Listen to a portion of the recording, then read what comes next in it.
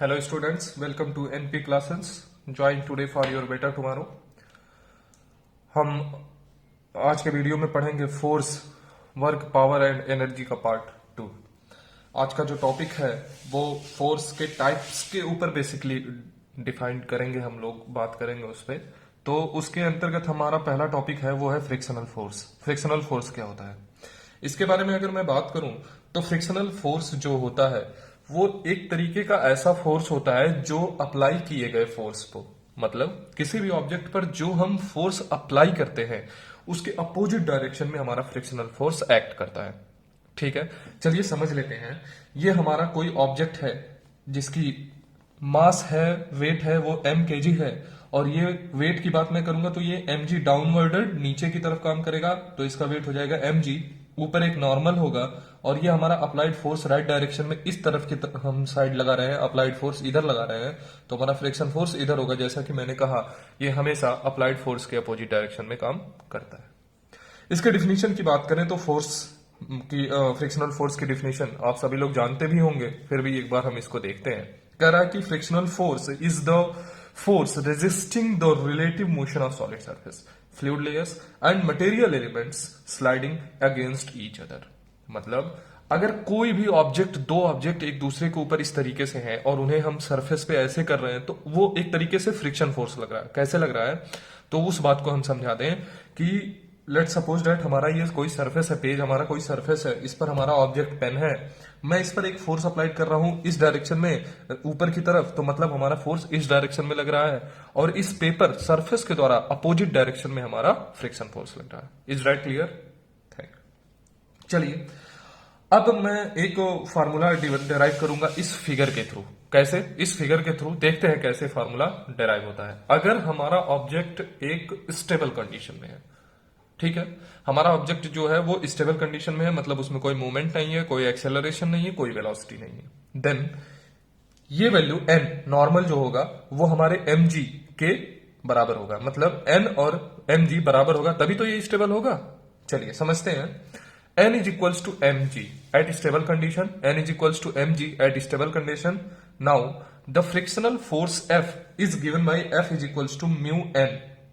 n की value mg है, मैं यहां पर रखता हूं म्यू ng। म्यू जो होगा वो आपका एक फ्रिक्शन कोफिशियंट होगा। क्या होगा? Friction coefficient. देखो f जो होगा ये हमारे म्यू n mg के बराबर होगा। ये समझ में आया? ठीक है, आगे बढ़े। अगर हमारा friction applied force friction force से कम होगा, मतलब अप्लाइड फोर्स हमारा ज्यादा है, मतलब हमारा जो ऑब्जेक्ट है वो मोशन में आ गया।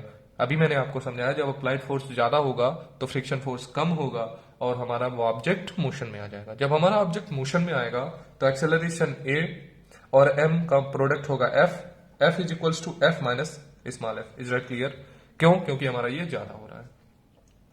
तो ma जो होगा वो f minus M G mu, मतलब ma is equals to f minus M G mu के बराबर होगा। ठीक है, दूसरी कंडीशन क्या अप्लाइड होती है? अगर दोनों फोर्स बराबर हो जाते हैं तो क्या होते हैं? दोनों फोर्स बराबर हो जाते हैं तो एक चीज ध्यान देने वाली इसमें बात ये आती है कि जैसे मान लेते हैं कि कुछ चीज है, जैसे मान लो हमारा एक फार्मूला होता है f is equals to M A. Is right clear? दूसरा भी मैंने फार्मूला बताया small f is equals to M A. तो अगर मैं इसकी बात करूं तो यहां से हमें वैल्यू मिलेगा एक्सेलरेशन का f बाई एम। ये तो राइट है, कोई बात नहीं, लेकिन फ्रिक्शन फोर्स है ये स्मॉल f, इस ड्यूरेशन में a is not equals to small f by M. ये बात बहुत ध्यान से समझिएगा। फ्रिक्शन फोर्स के ड्यूरेशन में एक्सेलरेशन को हम ट्रांसफर नहीं कर सकते। Is that clear? Okay, now अगर हम आगे बढ़े तो अगला टॉपिक आपका है टार्क, मोमेंट ऑफ फोर्स जिसे आप कहते हो, टार्क या मोमेंट ऑफ फोर्स। समझते हैं। The torque is always equals to the product of the torque is always equals to the product of applied force and perpendicular distance. समझते हैं।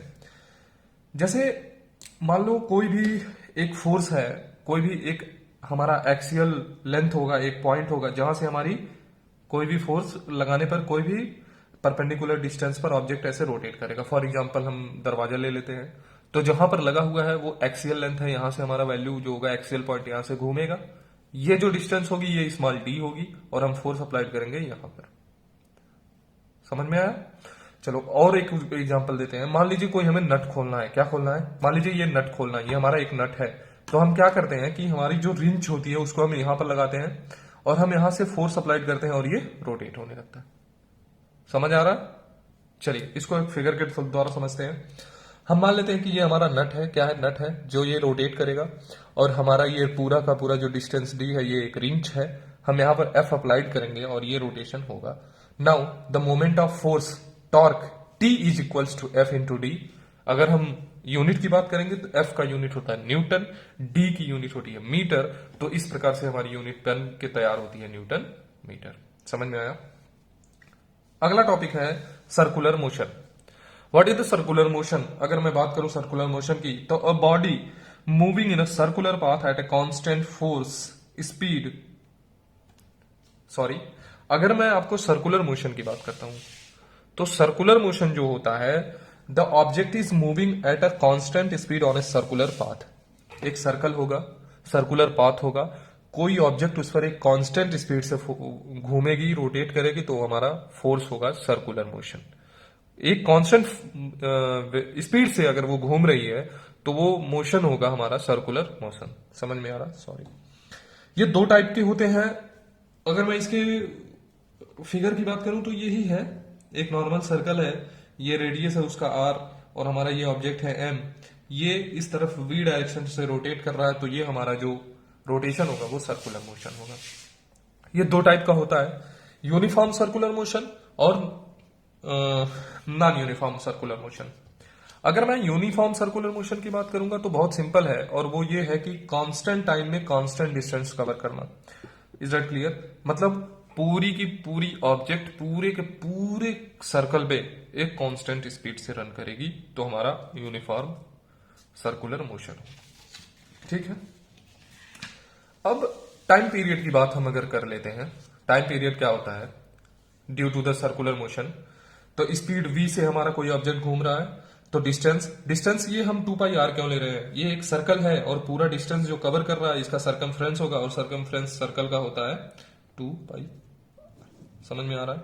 Time जो है वो t ले रहे हैं, तो v is equals to 2 pi R by T, और यहां से t को इधर ट्रांसफर करेंगे तो t is equals to 2 pi R upon v second. Is that clear? Now next topic, centripetal force. I know थोड़ा सा तेज हम पढ़ा रहे हैं, ये चैप्टर बड़ा है, लेंदी है, हम तेजी से कवर करेंगे ताकि ये कम से कम पार्ट में क्लियर हो सके और ज्यादा से ज्यादा इफिशियंट हो सके।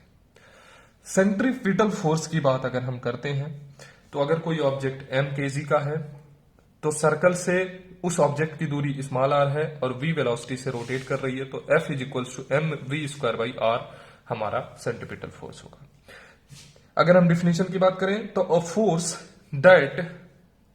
that acts on a body due to the circular motion and is directed towards the center around which the body is moving. Is that clear? इसका आप स्क्रीनशॉट ले लीजिए, डिफिनीशन आपको तैयार होना चाहिए। एक छोटा सा इस पर हम न्यूमेरिकल लेंगे, जो भी हमने आज पढ़ा उस पर हम एक न्यूमेरिकल लेंगे और उस न्यूमेरिकल का सोल्यूशन हम अभी करते हैं आपके सामने। देखिए इसको आप पढ़िए। कह रहा है कि एक 150 grams stone tied on a one end of the string of length 60 meter। इसको हम पढ़ते जाते हैं और इसको लिखते जाते हैं। जैसे हमारा जो मास दिया है, ब्लू पेन ले लेते हैं, हमारा मास दिया हुआ है 150 grams. Is that clear? Now length, जो लेंथ है r वो दिया है 60 centimetre. Is revolving in the circular motion constant speed से घूम रहा है। फाइंड द सेंट्रीपिटल एक्सेलरेशन, हमें सेंट्रीपिटल एक्सेलरेशन ज्ञात करना है, ए ज्ञात करना है। ठीक है। It's makes a 2 complete rotation if it's make 2 complete revolution in a second. मतलब हमें टी दे दिया है, कैसे 2 रोटेशन एक ही सेकंड में कर रहा है, तो 1 अपॉन 2 रोटेशन फ्रीक्वेंसी 2 की है, 2 हो जाएगी, दैट मीन्स 0.5 सेकेंड हमारा time period. Is that clear? Now we have a point that t is equals to 0.5 second. ये बात आपको समझ में आनी चाहिए। आगे बढ़ते हैं। r जो दिया है वो दिया है 60 सेंटीमीटर। इस 60 सेंटीमीटर को हम कन्वर्ट कर सकते हैं मीटर में, 0.6 मीटर हो जाएगा।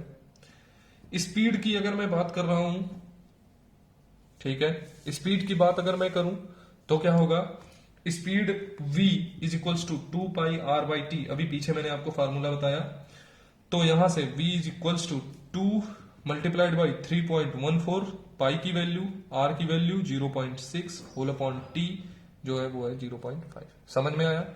इससे ये कट जाएगा, बाकी इस पे हम काट लेंगे, तो हमारी जो वैल्यू आएगी वो आएगी 7.54 मीटर पर सेकेंड।